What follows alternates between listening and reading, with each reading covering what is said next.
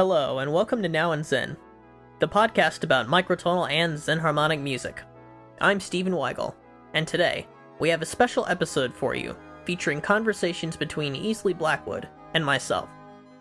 Easley Blackwood is famous for composing the 12 Microtonal Etudes for electronic music media, a set of 12 movements, each of which uses a different equal temperament from 13 to 24.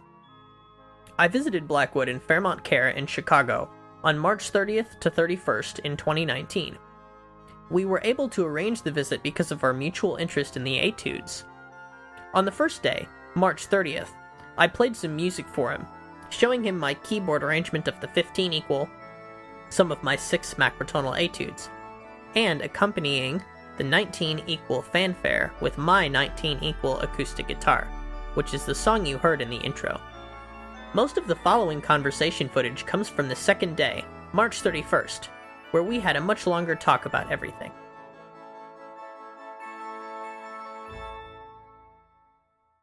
So, I just have to ask you, what inspired you to write the microtonal etudes, and how did you first get into microtonality? Well, I've always been interested in the other tunings. What started me off was an article in the 11th edition Encyclopedia Britannica on discontinuation. Yeah. And they had that all wrong, as everybody does. Yeah, it's amazingly common how wrong people are about it. Yeah.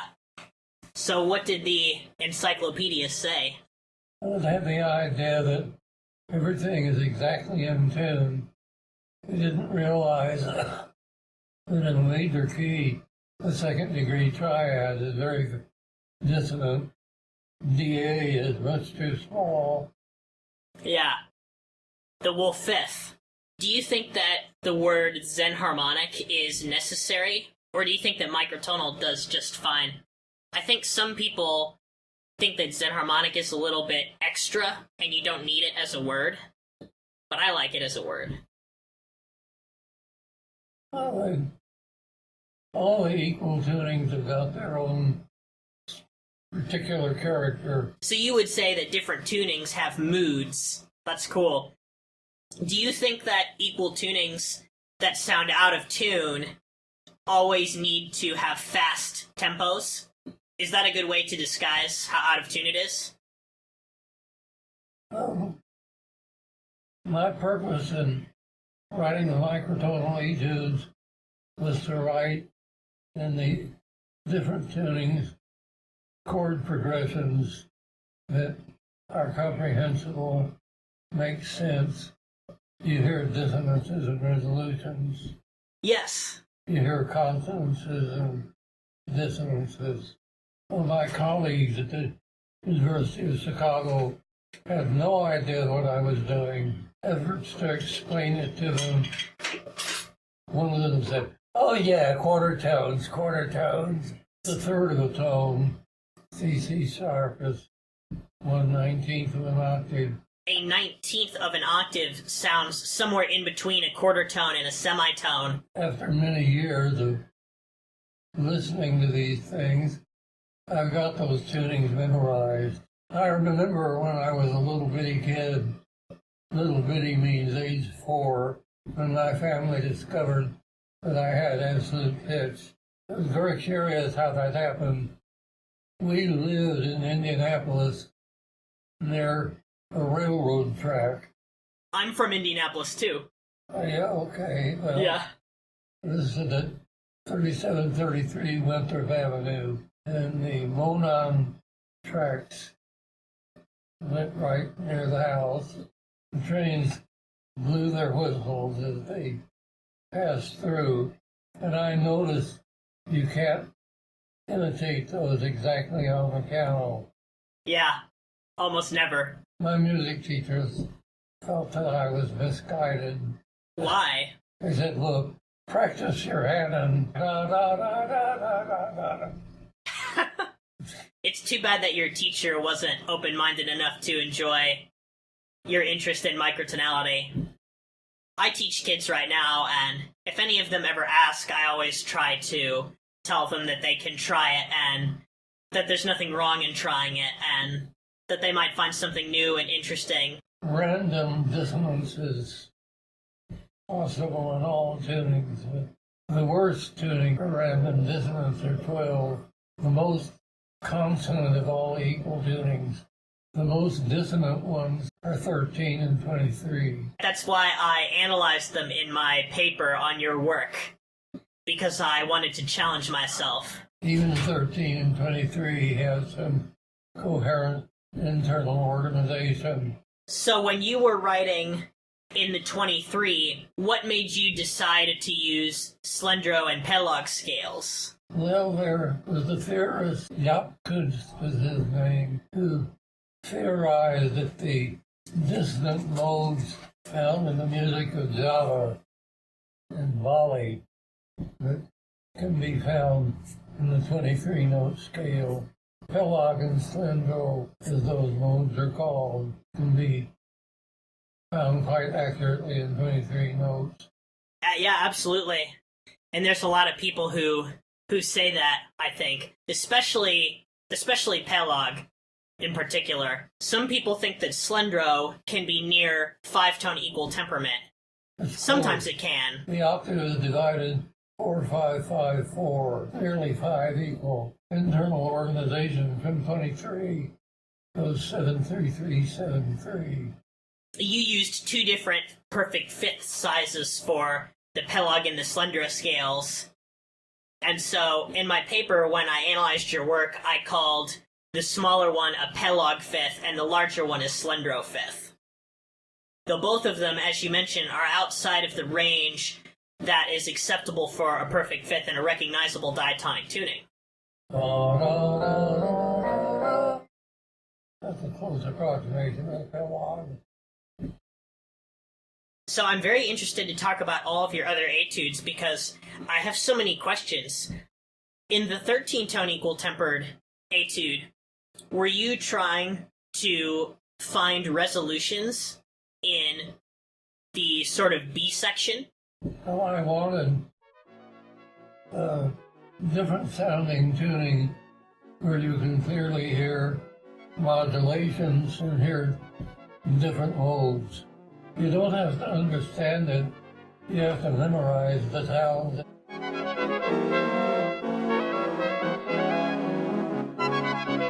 In your 14-tone equal tempered etude, I was very interested in that because you used mixed meter in it, which I don't think you did in any of the other etudes.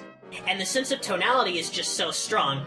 You mentioned that there's no way to make it sound like it's not out of tune, and that it's the only etude that you had to close on a single note. What I'm wondering is whether you count the perfect fifth in 14 as something that can be used. Small. Yeah, and the perfect fifth in 16-tone equal temperament is smaller, but you can use that with major and minor thirds that sound good. So is that why 16 works and 14 doesn't? Your constant harmony there is minor seventh chords. Minor sevenths to mask the dissonance. F sharp A, C sharp E. That's really cool, and that's like what you did in the 17 equal, right? And then you also did it in the 20 equal. You had a minor chord with a sixth on top of it for the 20 equal. Yeah, E, G, B, C sharp. It's a minor triad with an added note, a major sixth above the root.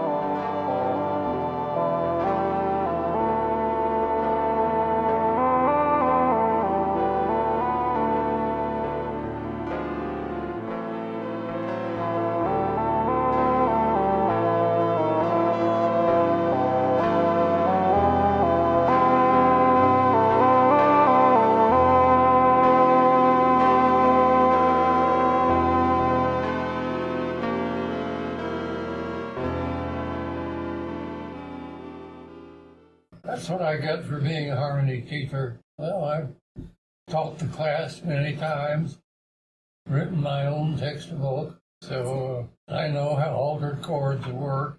Alexander Scriabin is not a mystery to me. He is a wonderful, wonderful writer like yourself. He's one of my favorites. I particularly like the F sharp minor sonata. Da-dum, da-da-dum, da-dum, da-da-da-da-da, da-dum, etc., etc.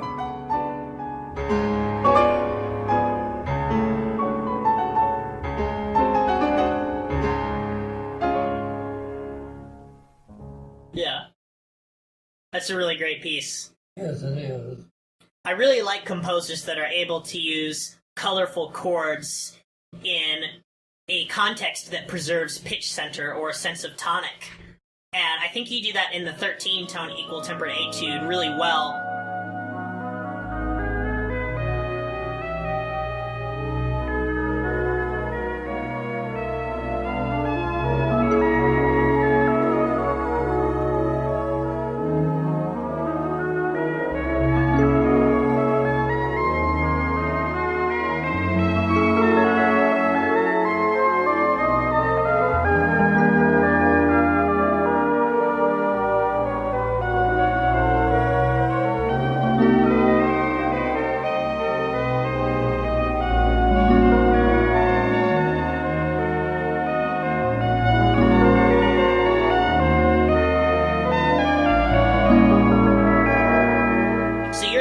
Altered chords when you were writing that, right? Well, with 18, the simplest visualization is 3 intertwined whole tone scales, and the diminished 7th chords in 18 notes are, well, you're hearing a slightly distorted diminished 7th chord. Since our minor thirds are a 6th tone lower, I assume that by the time you get to the top note, it's almost low enough to sound like an out-of-tune perfect 5th.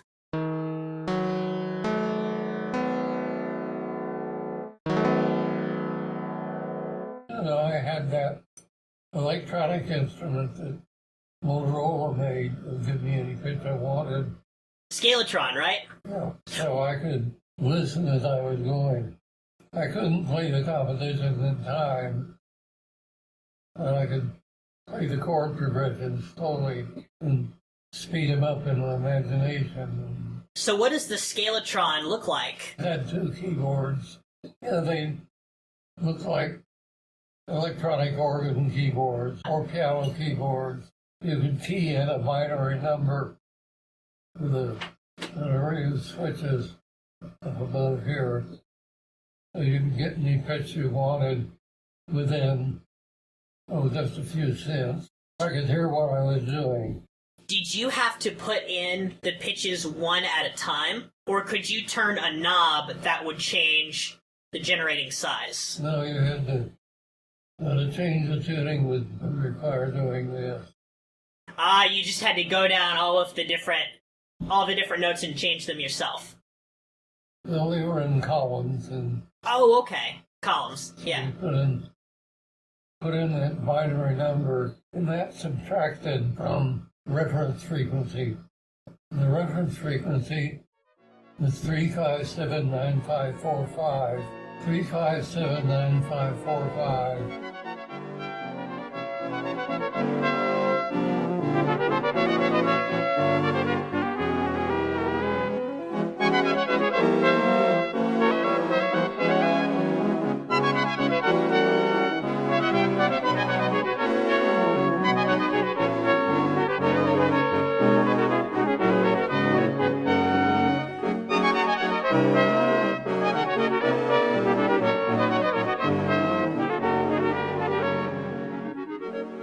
I have another question for you about your 14 equal etude, because I'm really curious about the ending.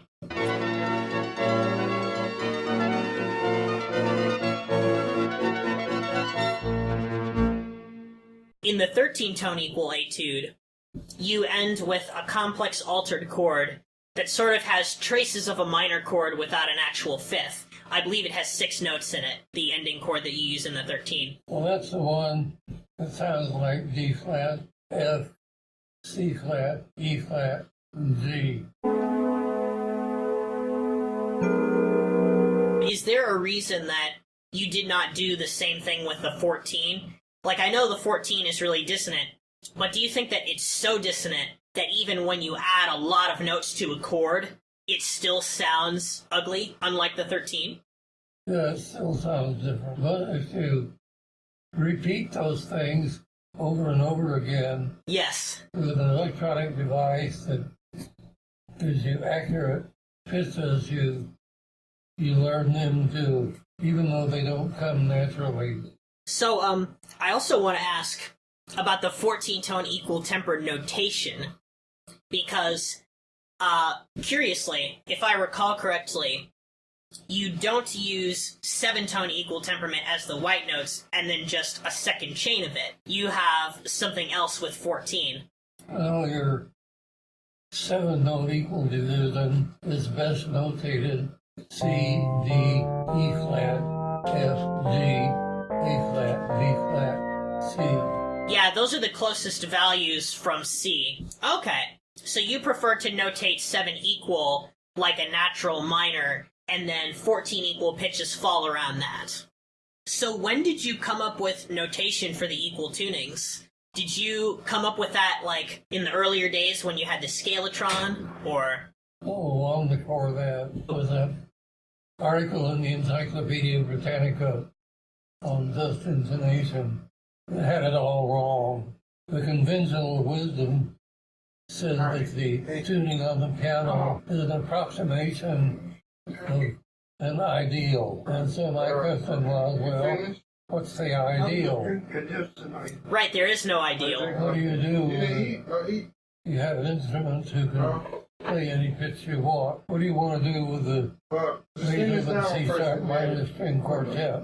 Yes, that's the right question to ask. Well, yeah. You play a 12 equal, that's what. Yeah, because it was written for 12, so... It's also really cool that in 21-tone equal temperament, you have a Baroque suite, essentially, and I thought that was so unconventional for what microtonalists think today, because there are a lot of them, I think, that would have you believe that only things in mean-tone temperament can sound Baroque, but I think you've proved them wrong with that suite. Why did you make the 21 equal a suite? Part of my agreement with the NEH was to find coherent chord progressions within the different equal tunings. I'm looking for things where you can hear tonics, dominants, subdominants, secondary dominants, and then if you want to get more esoteric, altered chords. You don't use many altered chords in the 21, even though 21's perfect fifth is just as flat as 14's. The thirds sound more familiar, so you were able to use major and minor chords. Yeah. But it has no diatonic scale, of course. Yeah, that piece is an F minor. F minor for the first part, and then I forget, I'm trying to remember what the last part sounds like.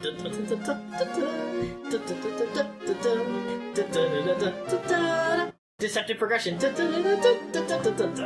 Yeah, all in F minor. It's almost rebellious nowadays to compose like in Baroque styles, but they're actually really helpful, especially with the etudes. My latest composition, I think I told you, is a suite for either piano or harpsichord. You can play it in the harpsichord, it'll sound best in mean tone tuning. So that one you can play 19 equal. You can get satisfactory versions of the entire Fitzwilliam Virginal book in 19 notes.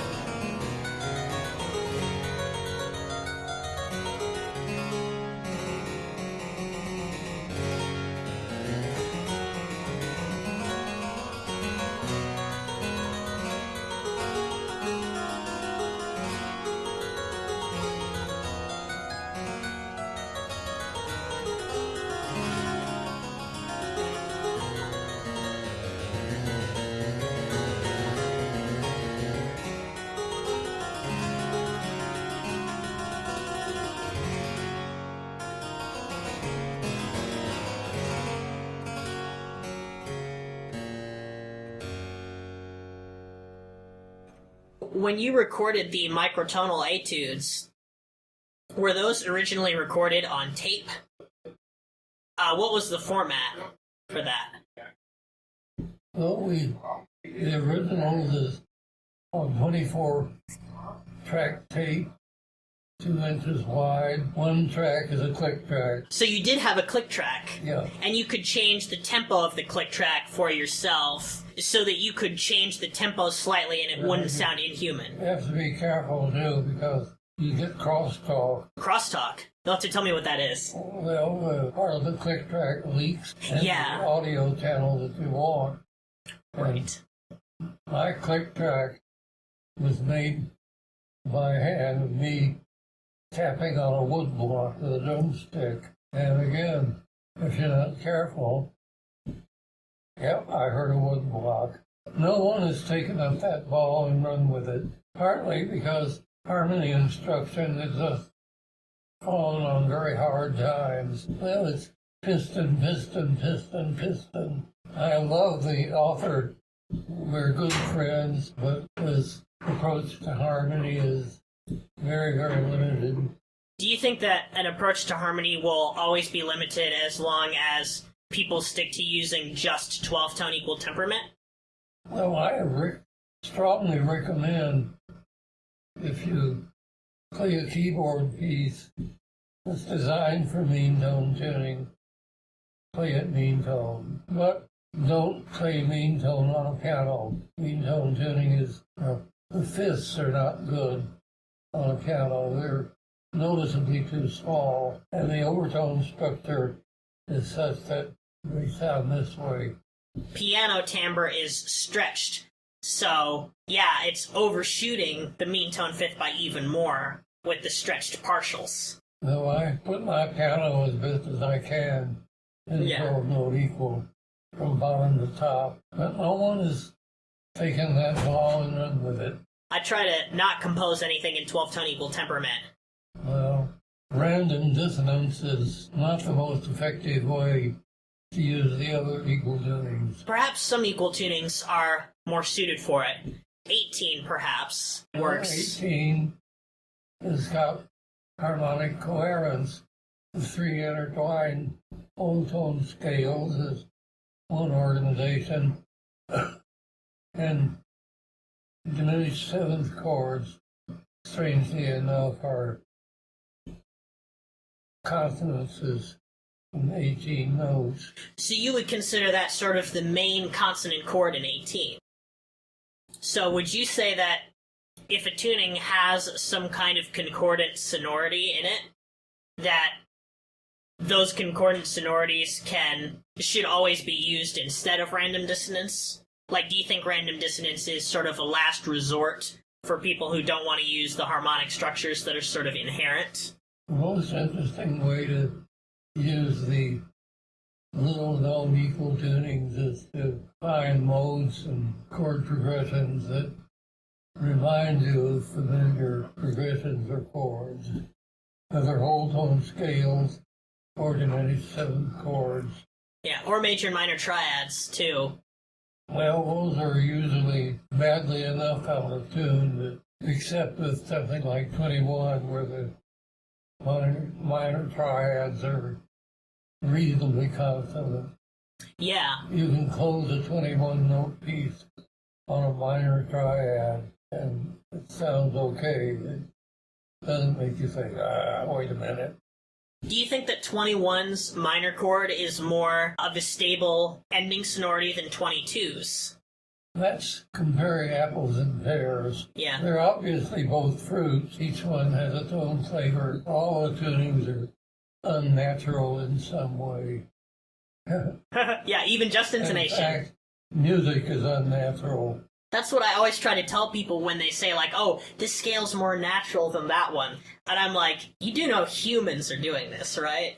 We're the most unnatural things ever. Do you think that quarter tones, or things that are near quarter tone size, are too small of a melodic size to use in your work?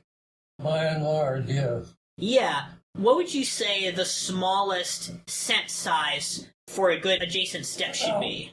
Somewhere around 70 cents.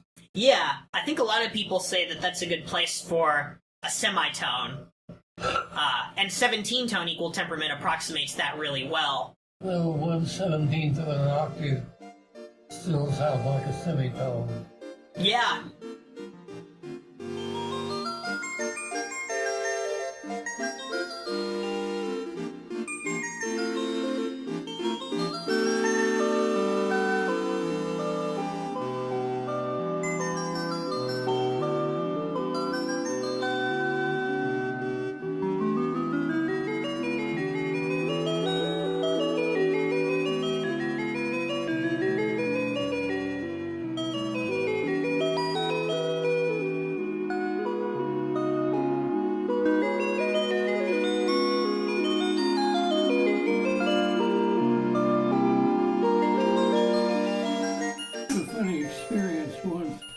With 17, I was in O'Hare, and they were playing my 17-note etude as background music. In the airport? In the men's room, in particular, leaving the men's room at O'Hare. Yeah. And there was my 17-note etude, and there's a guy just behind me, and he started up a conversation. He said, "What's with that crazy music?" And what did you say? I said, "That's not crazy music. I wrote that piece." Wow. It must have been so amazing to just talk to someone out of the blue and then be able to say, "Oh yeah, I wrote that. I wrote what you're hearing on the speakers." That must have felt pretty good. Yeah, I can remember that. It does sound strange to hear one of your compositions being played as background music in the bathroom. That's amazing. Yeah. Or maybe you didn't like that so much because you thought it shouldn't be background music. Well, music to sit by. Yeah.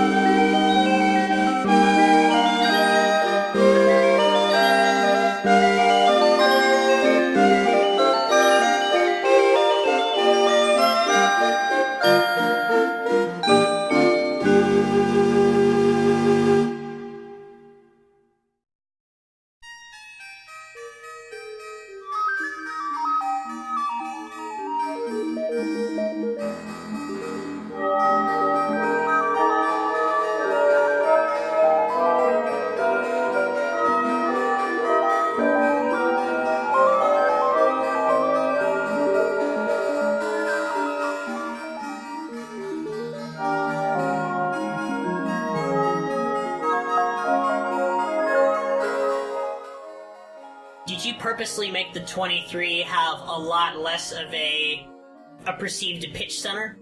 Because, of course, you're using slendro and pelog, but it almost sounds like it's hard to figure out which note of the slendro and pelog scale is, like, the main note. Virtually without harmonic coherence, except for the pelog and slendro. 13 more so because they're a recognizable, if very small, version of a minor third. Play a scale in minor thirds this way in 13-note tuning.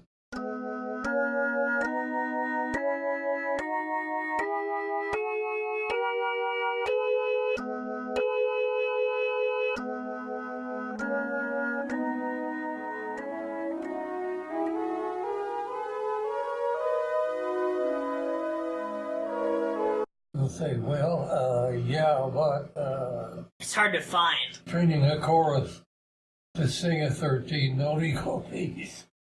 It's surprising how fast people can learn microtonal tuning systems. They don't think they can do it, but they usually can. At least if they have good relative pitch. Memorize the pitches as you go. I told you the train story, didn't I? reminds me of Harry Parch, because I think he also has a similar sentiment, where he grew up right next to a train going by. The trains in that lumber yard, the played D, G, B, F, and F was the seventh harmonic on the fundamental of G. Somebody knew what he was doing. You want the train whistles to sound unlike anything else. When the train approaches a crossing, people hear that and say, wait, let's wait till that's gone by. Yeah, I think there's lots of people who don't even think that that's microtonal. We're always hearing pitches and things. It's different from a well-tuned piano keyboard by a microtonal.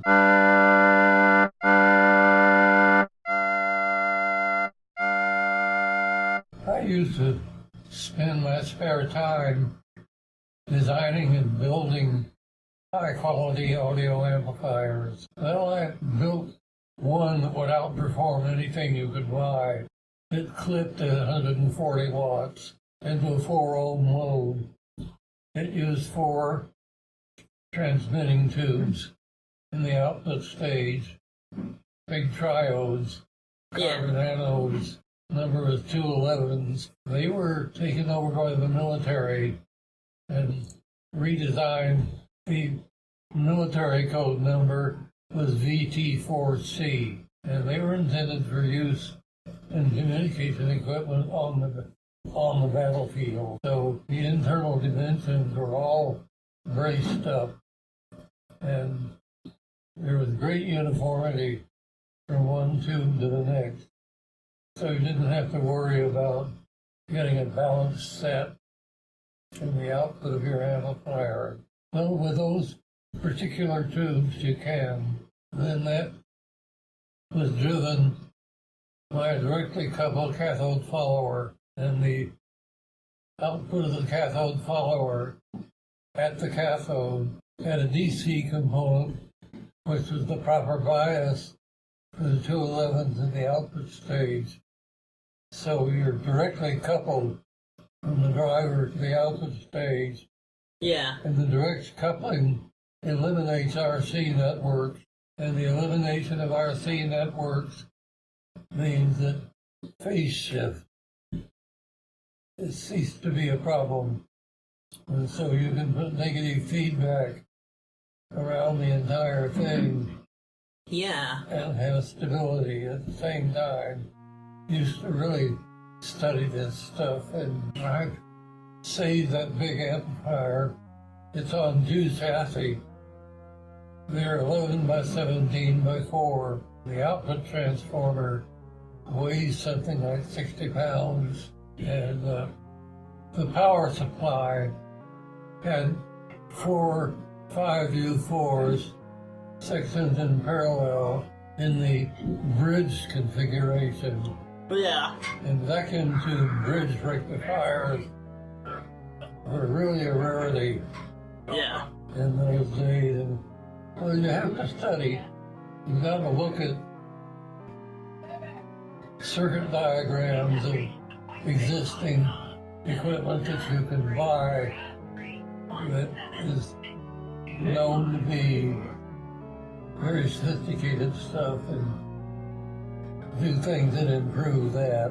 Fix it so that you apply more negative feedback around the whole thing. That reduces the distortion, improves the frequency response.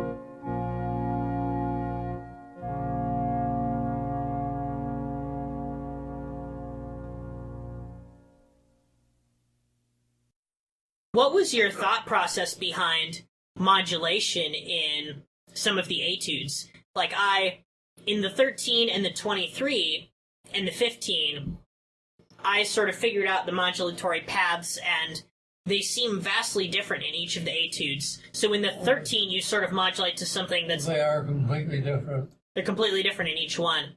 Yeah. So, certain ones have things in common.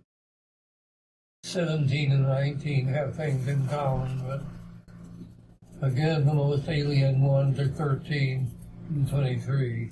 So the modulations in those had to be a little bit different, because in the 13, I analyzed the first part as being in the sub-minor mode, and then you shuffle the steps around a little bit for the B section, modulating to something that's one tone less high than its perfect fourth approximation, that key, and then you go back, and then in the 23 you modulate to a similar slenderer scale, although you start with Pelag originally. Well, modulations are particularly easy in 12.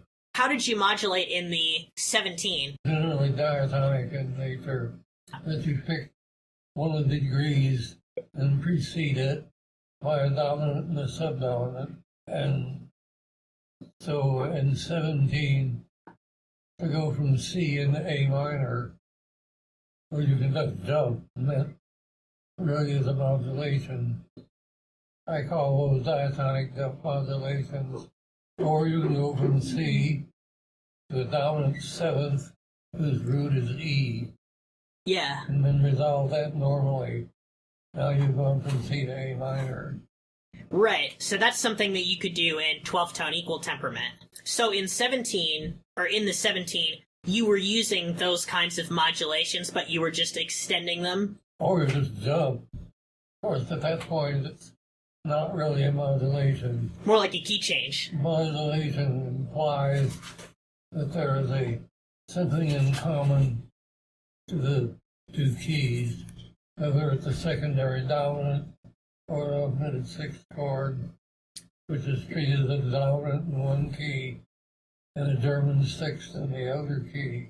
Bear in mind that, historically speaking, you don't have modulations until middle 1800s. Have you ever looked at 31-tone equal temperament? Because it's interesting that an augmented sixth chord in 31, that is, if you have C, E, G, B flat, and then make the B flat go down to A sharp, C to A sharp in 31-tone equal temperament is a lot closer to the seventh harmonic, 7/4, that basic interval. So I think a lot of people like to use that as a concordance, and 31 equal is very, very close to a lot of just intonation. Well, there is an existing literature for 31. Yes. And, yes. Italian savant Nicola Vicentino.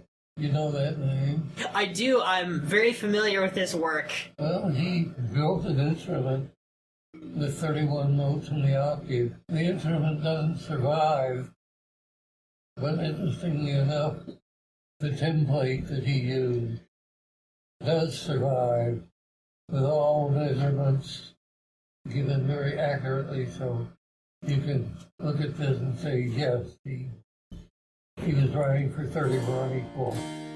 You know, it's actually been remade, and there is now a working instrument.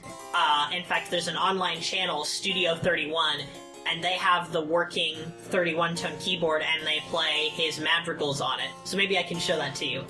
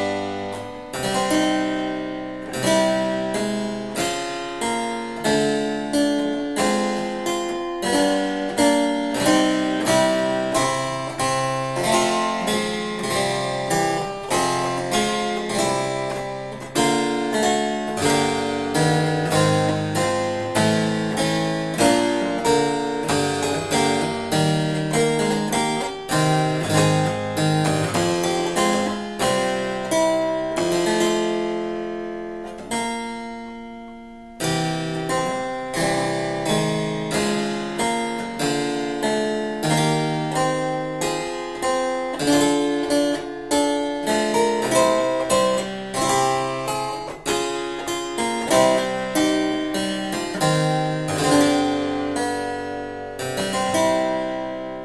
you lose nothing playing meantone music 31 equals. The whole half-step ratio in meantone tuning is 1.6493929797. So if you think of the whole half-step ratio being 5/3, Yes. now look what this does to 31 equal. From C to D, you went up 5. Right. From D to E, you went up 5 again, etc., etc. Voici la spécialité de la maison. This is the specialty of the house. Voici la spécialité de la maison, of the house. I speak French. I lived in France for 3 years at the conservatory, and of course the classes are conducted in French. So is that how you are so good at expressive symbols in the music? I speak French well enough that when I'm in France, if I go to a restaurant or check in at a hotel and speak French, they think I'm either Canadian or Swiss. Suisse, l'on parle français. So that's a rare. There's those areas in Switzerland where they speak French are relatively rare. I've gone to conferences and read a paper in German that I wrote and fielded questions and remarks from the floor in German. And I finally, as the hour was ending, I said, "Hat man für mich andere Fragen oder Bemerkungen?" And somebody put up a hand and said, "Wo haben Sie so gut Deutsch gelernt?" She said, "You don't make grammatical mistakes. You get the genders right. You know how to use the subjunctive mood. I can read a newspaper because Spanish and Italian are pretty close. In Portuguese, yeah. And my Italian is fair. And my Portuguese is not hopeless either."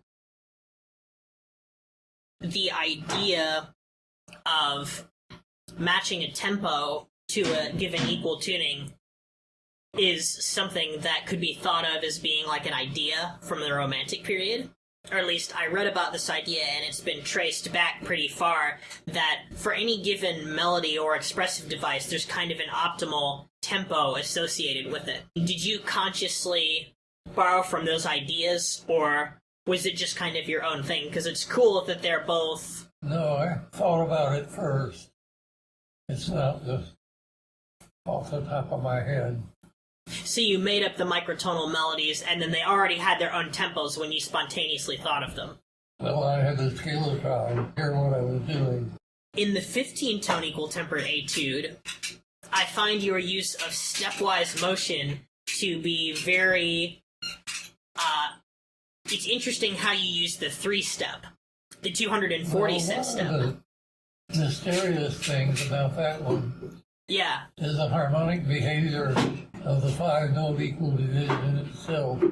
Yeah. If you play it as a chord, you hear a very discordant subdominant. It's recognizably a subdominant. So it sounds like a distortion of the blank notes of the piano. And 5-tone equal temperament, I think, is fairly inoffensive to inexperienced listeners. Sometimes I've played things in 5-tone equal temperament for my family, and they don't think it's microtonal. But musicians always notice. Well, there are parts of Asia where 5-note equal is part of the musical style, and their education system teaches students the use of the 5-note equal division. So their educational system actually makes it plain that the notes are near 5 equal. Cambodia is a country like that. Well, Cambodia, Laos, Vietnam all have musical modes that are very close to 5 equal. Well, the University of Chicago Music Department owns the gamelan. And people don't know what to do with it. They just think it's random dissonance. They don't realize that it's modes. Visited Cambodia a few years ago on a trip with a group of Americans who are interested in getting America more familiar with people in very alien cultures. In Vietnam, Laos, and Cambodia, those fill that bill very well. And for some reason, in Cambodia, one little guy attached himself to our group, and in particular, he attached himself to me. And the trails were kind of rough, even got around, but I had someone holding my hand and guiding me, and I had an inspiration. So I spoke French to him, remembering that back in the days before American anti-colonialism, that part of the world was known as French Indochina. So I thought, well, it's very likely that if he's well educated, he speaks French. And it was true. He did speak French. Made our American guide angry. Well, because I could talk to somebody without using our interpreter. And so it kind of undermined his position a little bit. Undermined his position. That's kind of funny. So I sang him some 5-note equal music, and he said, "Oh, yes." I said, "You know that too?" He said, "No." I said, "Here, I'll sing it again." So I sang him the 5-note tune, and he chimed in. Oh, he just imitated what I sang. So we sang a single line, but in unison. While you were on the tour. And speaking French, our American guide snarled and made plain his displeasure. My special treatment that I was getting from local folks in Cambodia. It carried over in the restaurants too. Yeah. You can speak French in a restaurant in Cambodia and you'll be understood. It's amazing how well people can sing 5-tone equal temperament. In your papers, you talk about splitting a perfect fourth in half. Reference to the black notes on the piano. Know where the 5 equal notes are. Da, da, da, da, da, da. Well, I came out flat. Da, da, da, da, da, da. There, that's closer. A curious thing developed. The little fellow that befriended me was a relative of the American ambassador in Phnom Penh, and we got invited to an afternoon of very, very tasty snacks and hors d'oeuvres at the ambassador's house. And I learned that Phnom Penh is not the right pronunciation. Let me try to get it right. Phnom Penh sounds just with your lips. What? Don't think. It's not a click with your tongue. It's just lips. Phnom Penh. And the vowel a, penh, is like French Yeah. as in eggs. Dessert. Penh, enough. Dessert. Hours. I speak French fluently. I lived there for 3 years. I had a cat once that had a good ear. If I played wrong notes, I got a dirty look. My cat knew certain pieces and had a way of communicating with me when he wanted to hear a certain piece. One of his favorites was the Bach Italian Concerto.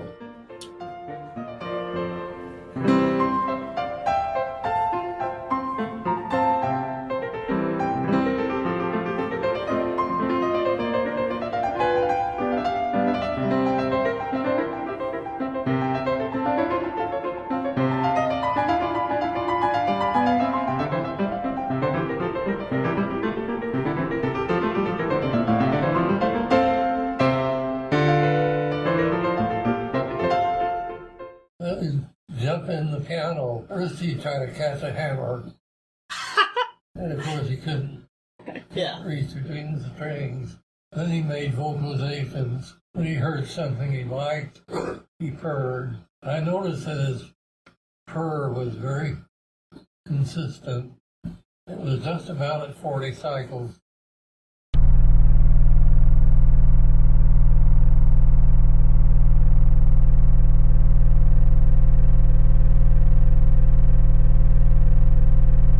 That's about the bottom E flat in the piano. That's the fundamental. Is difficult to identify, but they're overtones, and you know what you're hearing. But I made friends with other cats, singing to them. And there I found the cats make really splendid pets. If you're nice to them, they're nice to you. My lap has been sat in and leaned in by more than one cat. Adorable. We're trying to make my dad's dog right now. She's not a lap dog, but we're trying to make her a lap dog. So, he'll put her in his lap and pet her, and, she will only stay there for 5 minutes. Well, dogs like activity, and cats are sedentary. Yeah, my cat used to sleep on the bed with me. When he wanted me to go to bed, he jumped on the bed. Cute.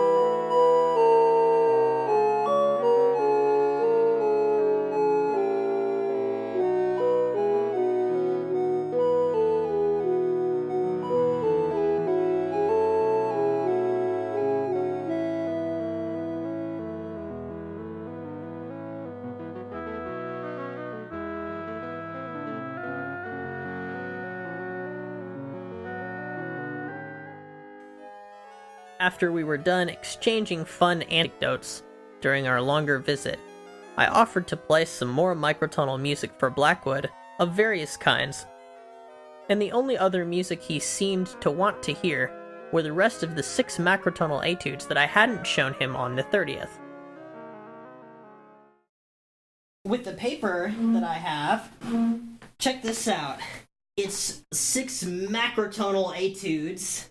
The score is exactly like your score, except I just changed it for the things that I have.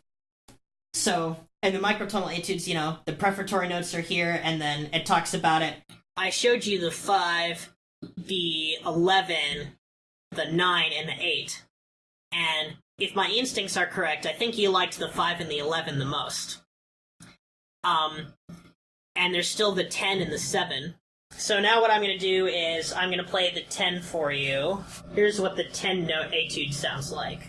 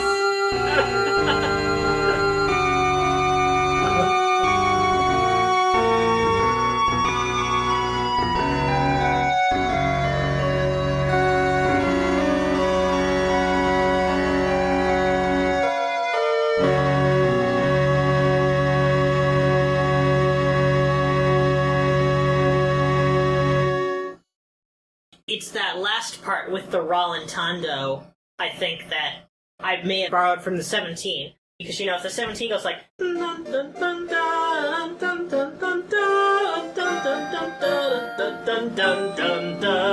then this is going like...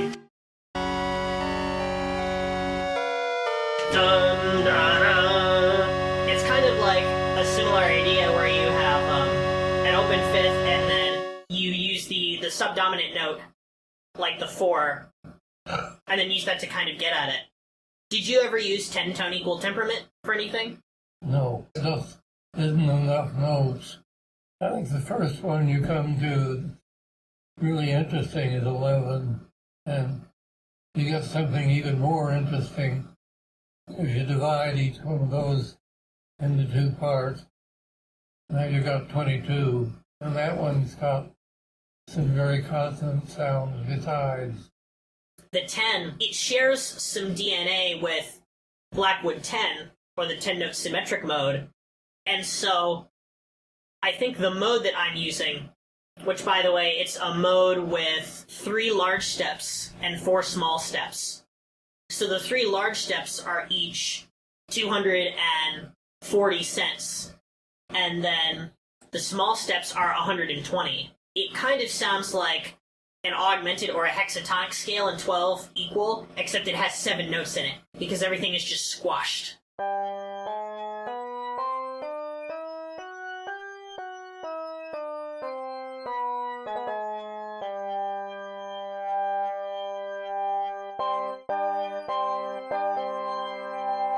You can have subdominant and dominant sounding chords. It's just that the upper harmonies that aren't the bass will sound really odd. But I think the internal logic makes sense. Or at least maybe I'm hoping that the 10 sounds more like things that you wrote, albeit with an out-of-tune character. So here's the 7.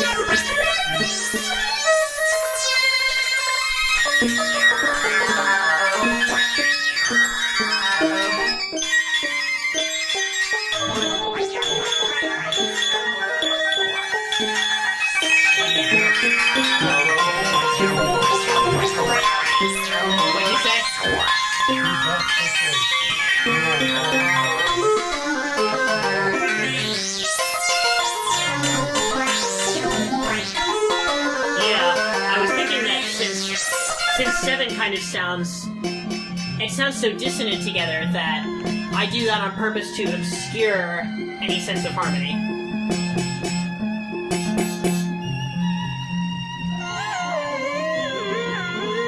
And I'm using the pentatonic scale. So that's actually similar to 12 equal in structure, but it just sounds really different with the placement of the thirds.